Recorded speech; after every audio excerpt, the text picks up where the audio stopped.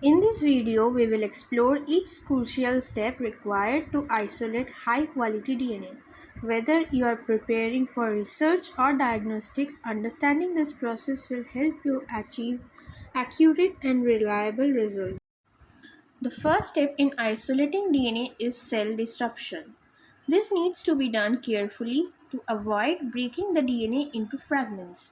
We begin by using enzymatic methods to break down cell walls, such as lysozyme for bacterial cells. For cell membranes, detergents are employed to solubilize them. Physical disruption, if required, should be minimal and gentle to prevent mechanical shearing of the DNA.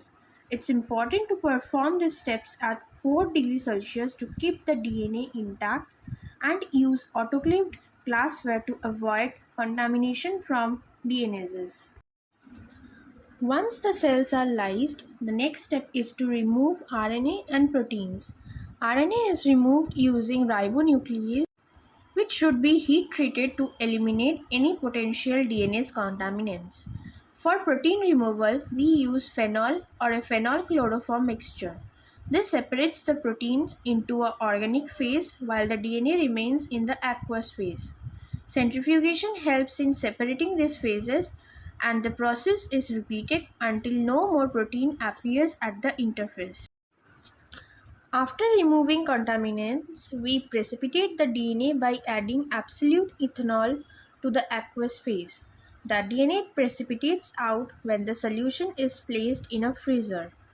After centrifugation, you will obtain a DNA pellet. This pellet is then redissolved in a buffer containing EDTA, which helps to inactivate any remaining DNAs and preserve the DNA for future use. Once you have your DNA pellet, it's time to redissolve it. We use a buffer such as TE buffer, which contains tris and EDTA. Tris maintains a stable pH while EDTA protects against DNases. Store the solution at 4 degrees for short-term use or freeze it for a long-term storage. However, be cautious with repeated freeze-thaw cycles as they can cause DNA shearing. To ensure the DNA is of high quality, check its integrity and concentration. Perform agarose gel electrophoresis to visualize the DNA and confirm it's intact. Use UV spectrometry to measure the DNA concentration. A 260 by 280 nanometer absorbance ratio around 1.8 indicates good purity. For highly pure DNA, especially for plasmid preparations, density gradient ultracentrifugation through cesium chloride can be used. We hope you found this video informative and useful for your research needs. Thank you.